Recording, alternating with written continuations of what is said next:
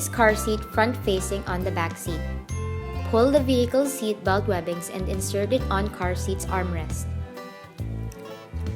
Thread the car seat belt through the seatbelt route slot in the seat's plastic backrest, furthest from the car seat belt buckle, and then out through the other seatbelt route slot. Insert seatbelt tongue in vehicle's seatbelt buckle.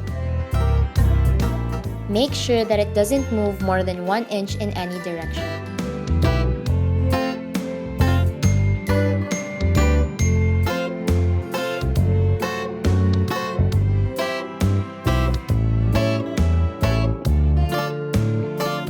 Place car seat front facing on the back seat. Pull the vehicle's seatbelt webbings long enough, then insert seatbelt tongue in vehicle's seatbelt buckle. Feed the diagonal portion of the seatbelt through the red seatbelt lock.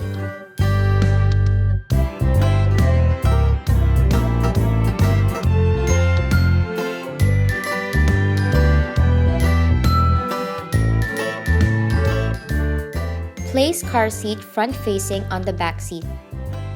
Pull the vehicle's seatbelt webbings and insert it on car seat's armrest.